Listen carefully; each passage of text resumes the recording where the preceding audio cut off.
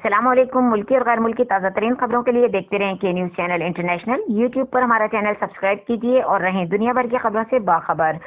خبروں کا سلسلہ آگے بڑھاتے ہوئے لیے چلتے ہیں آپ کو شیخو پورہ، جہاں سے رپورٹ کر رہے ہیں ہمارے bureau chief Tahir Khan. D P O Sheikhupura جناب غلام مبشر میکن کی ہدایت کے مطابق جرائم پیش افراد کے خلاف کارروائیاں جاری ہیں۔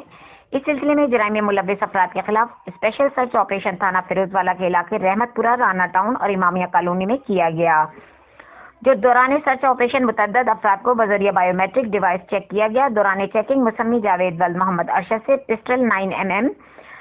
عاصم علی ولد شوکت علی اور علی احمد ولد منظور احمد سے 2 عدد پسٹل 30 بور برآمد کر کے بمطابق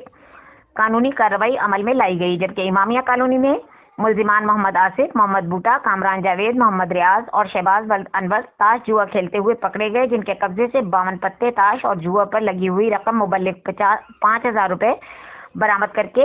بمطابق کارروائی عمل میں لائی گئی۔ فیصل ولد لیاقت علی، جو کہ مقدمہ نمبر 406/20 بجرم 457/380 تیبے تھانہ فیروز والا میں مجرم اشتہاری ہے، جس کی گرفتاری کے لیے چک نمبر 43 میں ریڈ کیا گیا، جو پولیس کو آتا دیکھ کر مجرم اشتہاری بھائی ساجد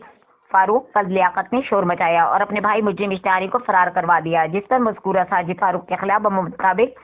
قانون کارروائی عمل میں لائی گئی۔ ڈی ایس پی فیروز والا سرکل جناب عمران عباس کی زیر نگرانی ہونے والے اس اسپیشل سرچ میں رفیع اللہ نیازی